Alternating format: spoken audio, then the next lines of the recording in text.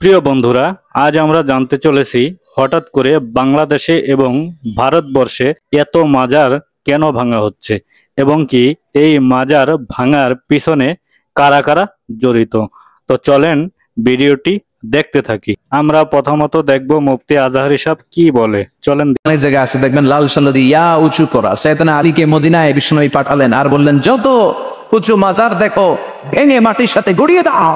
গম্বুজ বানানো যাবে, লাল সাল্লা দেওয়া যাবে, মাজারে আগরবাতি দেওয়া যাবে, মোমবাতি। আপনারা শুনতে পারলেন আজহারী সাহেব কি বলছে। এখন আমরা দেখব মামুনুল সাহেব কি বলে। চলেন দেখি। খানকা আছে, সব পীরের খানকা আগুন দিয়ে জ্বালিয়ে দাও। কোরআন হাদিসের সত্যিকার দলিলের বাইরে শায়েখ নামে যত ভণ্ড আছে সব ভণ্ডের আস্তানা গুড়িয়ে দাও।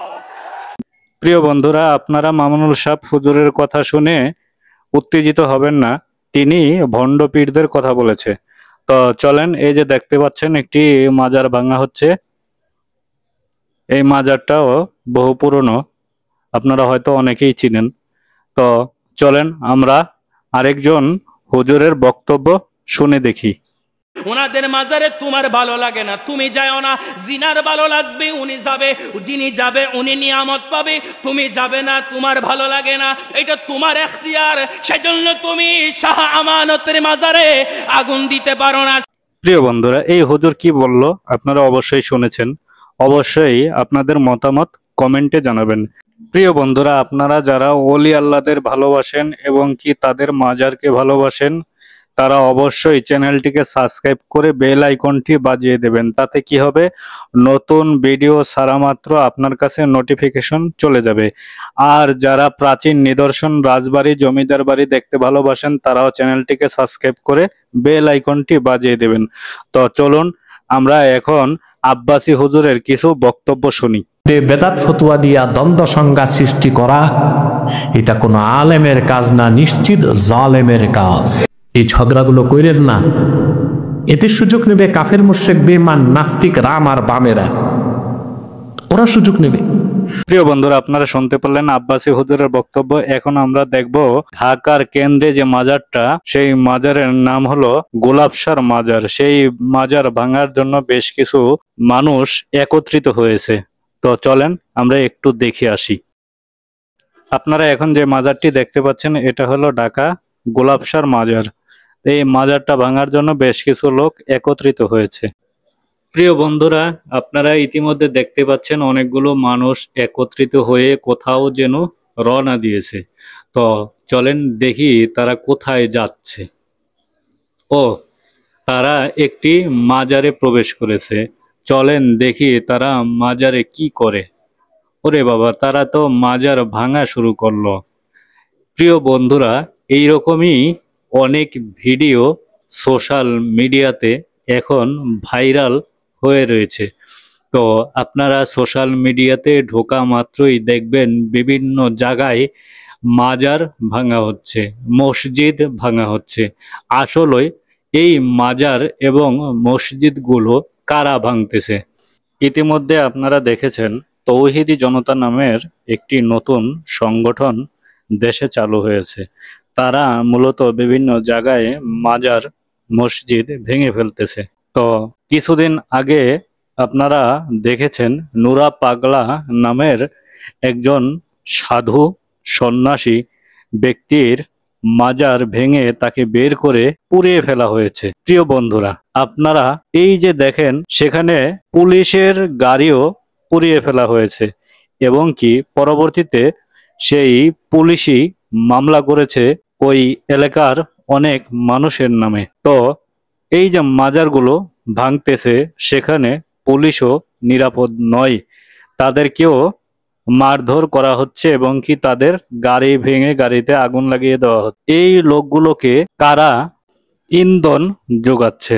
প্রিয় বন্ধুরা, এখন বাংলাদেশ সরকারের উচিত কারা ইন্ধন যোগাচ্ছে এই লোকগুলোর, তাদেরকে খুঁজে বের করে আইনের আওতায় আনা। এবং কি আপনারা ইতিমধ্যে দেখতে পাচ্ছেন রাত্রের দিকে বিশেষ করে অনেক মাজার ভাঙচুর করা হচ্ছে। এই মাজারগুলো ভাঙা হচ্ছে না, শুধু মাজারের ভিতর আগুন ধরিয়ে দেওয়া হচ্ছে, লুটপাট করা হচ্ছে। এই যে কাজগুলো করা হচ্ছে, এই মানুষগুলো আসলে জানে না যে বাংলাদেশে এবং ভারতবর্ষে আমরা যারা মুসলমান দাবি করি, মূলত আমরা কিভাবে মুসলমান হলাম।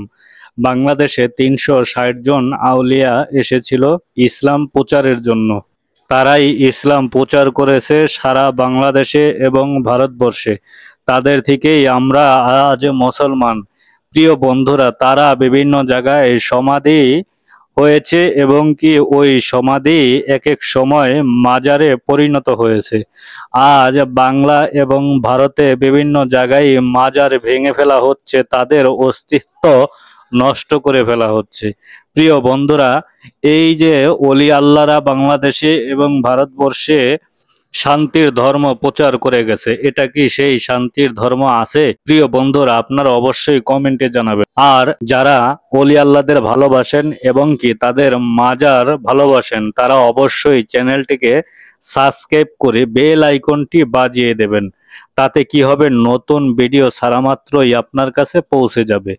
আপনারা যারা রাজা জমিদার প্রাচীন নিদর্শন দেখতে পছন্দ করেন, তারাও চ্যানেলটিকে সাবস্ক্রাইব করে বেল আইকনটি বাজিয়ে দেবেন। তাতে কি হবে, নতুন ভিডিও ছাড়া মাত্র আপনার নিকট পৌঁছে যাবে, আপনি সুন্দরভাবে দেখতে পারবেন। তো চলেন ভিডিওটি সম্পূর্ণ দেখি।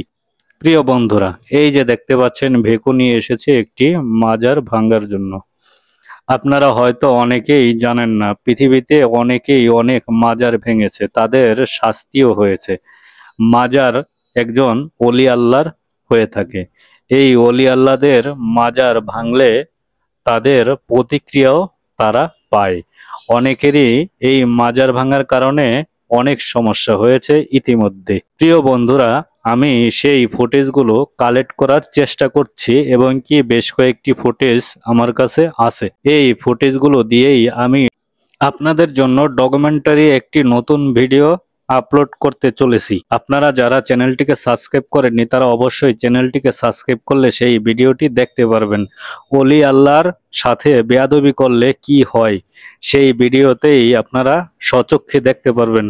প্রিয় বন্ধুরা, আপনারা জানেন তরিকত ফেডারেশন থেকে অনেক মানুষ মিছিল বের করেছে, যাতে যারা মাজার ভাঙে তাদেরকে বোঝানো যায়। তাদের সাথে আলাপ করার জন্য মিছিল বের করা হয়েছে, যাতে তাদের সাথে বসা যায়, 2-4টা কথা বলে তাদের পরামর্শ জানা যায় এবং কি তারা কি চায় সেই বিষয়ে আলাপ করার জন্যই বের হয়েছে তরিকত ফেডারেশন থেকে। তো চলেন দেখি। जिंदाबाद जिंदाबाद नबी नबी दुश्मन